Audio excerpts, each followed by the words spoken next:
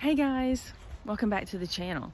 Today I'm at Brunswick Town in Brunswick, North Carolina, and I have the St. Phillips ruins here, St. Phillips Church ruins, and it's exciting right now because they have received a grant from the Park Service, the National Park Service, for over $500,000, and this is to do repairs and restoration. And part of this restoration is going to be the St. Phillips Church Cemetery.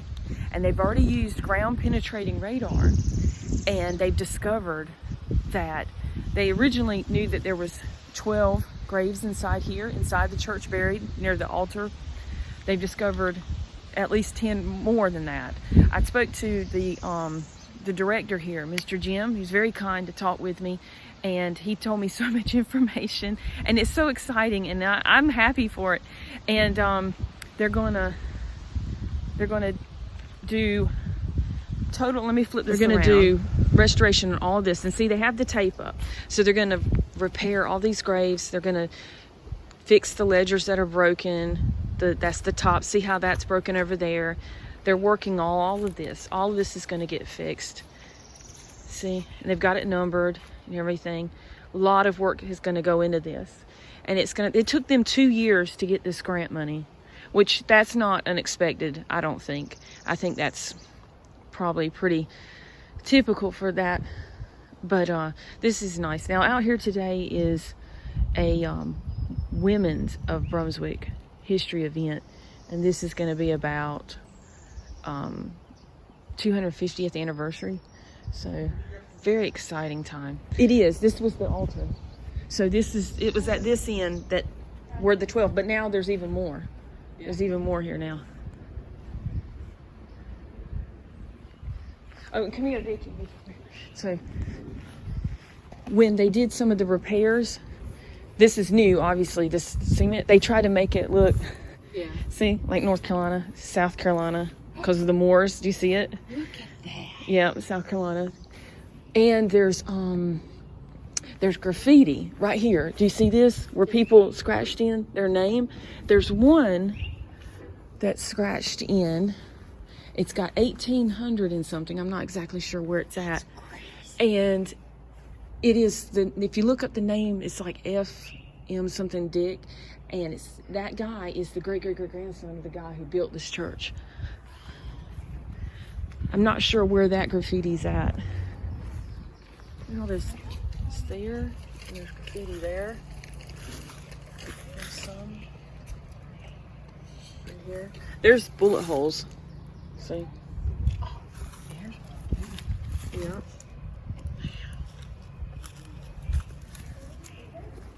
Oh, look at this. A lot. Look at that. More. Yep. Somebody tried to knock that wall down. Looks like it almost, doesn't it? I think that's like shrapnel from one Mm-hmm.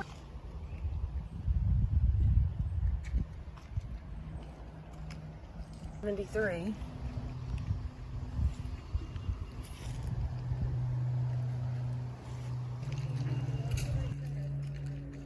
Looks like 1881. Oh, looks like 1867. I can't tell. Yeah. That looks like 1770. Yeah, it does look like 17. Right? They were building like they were in Typically, Oh, yeah. back then it was mostly in the fall that you would have seen the apples, but you could have them preserved through the winter, and if you happen to have any left over in the spring, you could use them then.